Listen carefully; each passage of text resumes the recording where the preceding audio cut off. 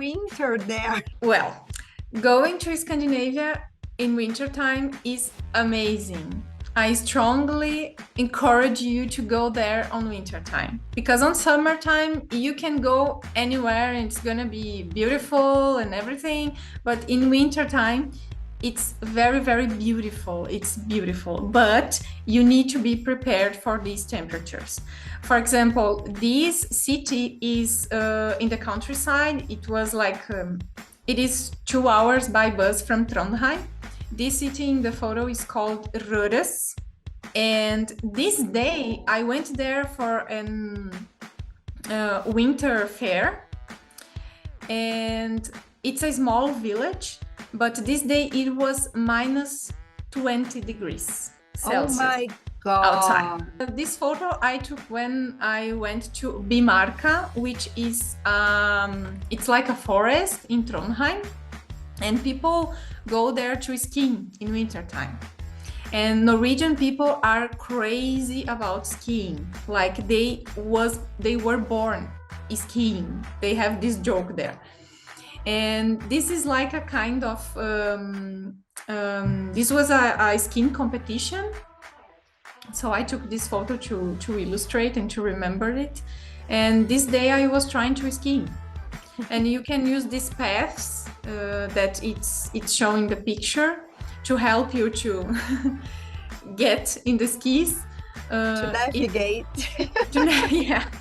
To navigate, to stand in the skis, because stand in the skis it's not easy for us, but it's a very fun thing. If you go to Scandinavia on winter time, you definitely should go for skiing. It's very nice. Ana, one question that came along was this, and everybody asks the same. The food. What about the food, Ana? I ate a lot of salmon because sometimes it was the same price as chicken. Really? Really? I have to go to Norway. Oh, yeah. Meat is very expensive, like red meat. It's very, very expensive. For example, it can go up to like 400 reais per kilogram. Oh my God.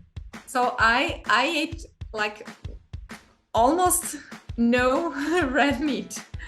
Yeah, but I ate a lot of salmon because they have a very good salmon there.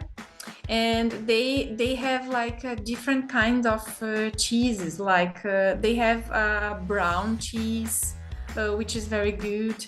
And when I went to that winter fair in Røros, I've tried the reindeer meat. No, Ana. Guys, do you remember what does reindeer mean? You know, Santa Claus and the reindeers. Oh no, Ana, I can't believe that. They eat the poor reindeers, the Santa Claus's helpers. And what does it taste like, Ana? It's actually tastes like red meat, but yes, red meat. You know, red meat. Yeah, it's like eating beef. Yeah, yes, it's like eating beef. But but I had to try because it's very common for them. And when I went to the university on Monday, I told this to my supervisor, and he told me, okay, Santa Claus will not come for you this Christmas. Actually, in Norway, the food and beverages in general are more expensive than in Sweden and in Denmark. Also, it's very common for Norwegian people go to the borders, the Sweden borders, to buy food and these kind of things. It's like to us to go to free shops. Because in Sweden they pay less taxes for beverages, for example. To drink in Norway, it's crazy expensive.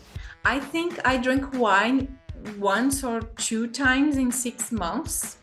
And I went to a brewery one time, a local one, to try their local beer, because It's so expensive, like so expensive, because they pay a lot of taxes, and they have like this policy of no alcohol in the country.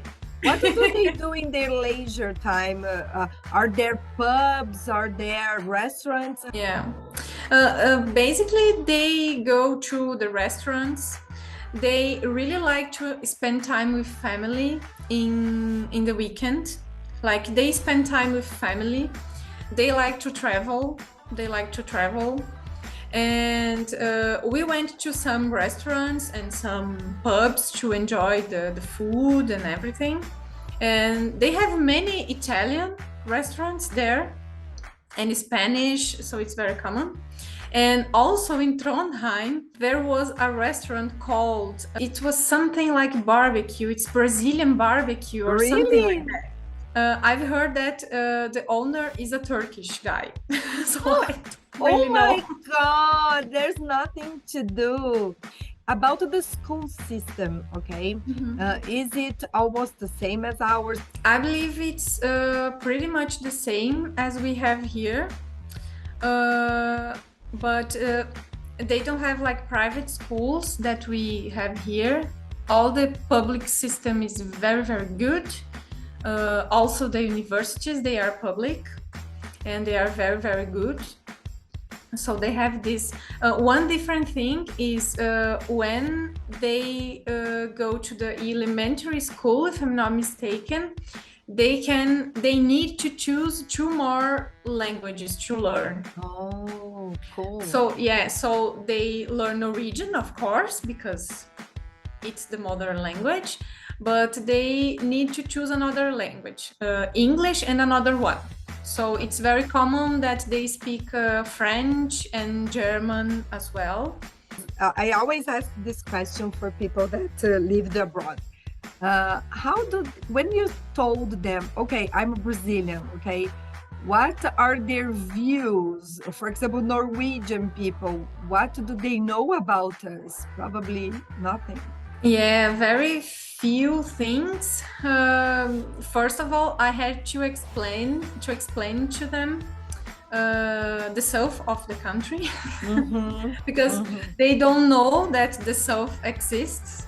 They only know São Paulo, Rio de Janeiro, and Amazonas. I told him that we have a very cold winter. We don't have heavy snow, but we have a very cold winter.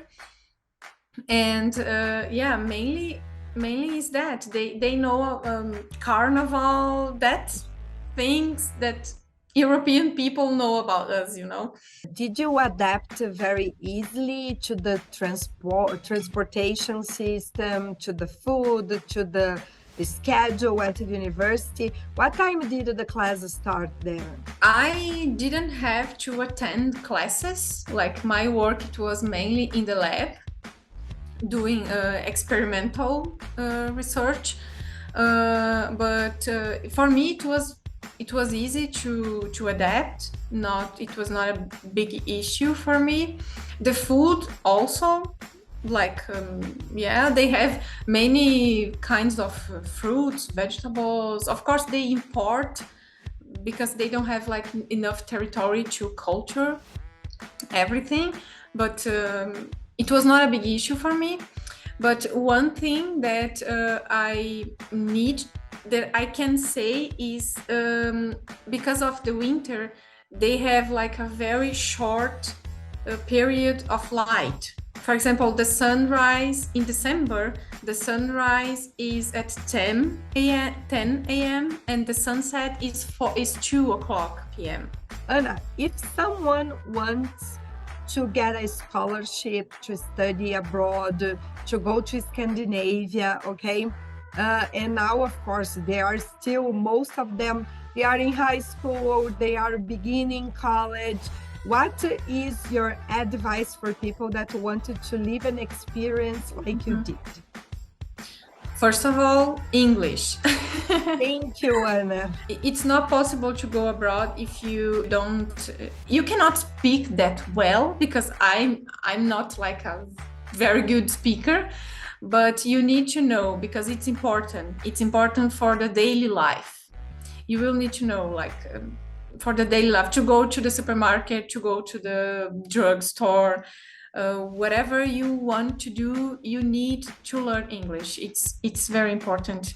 Whatever place you choose to go, it's very important. I know that this is a cliche, but it is how it is.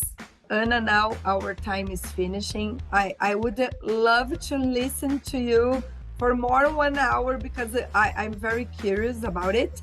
But guys, if you wanted to know a little bit more about Ana and her adventures in Scandinavia, go and check her Instagram page. There are beautiful pictures there. And Yes. take her advice. Keep studying. Don't forget, education is the way to go.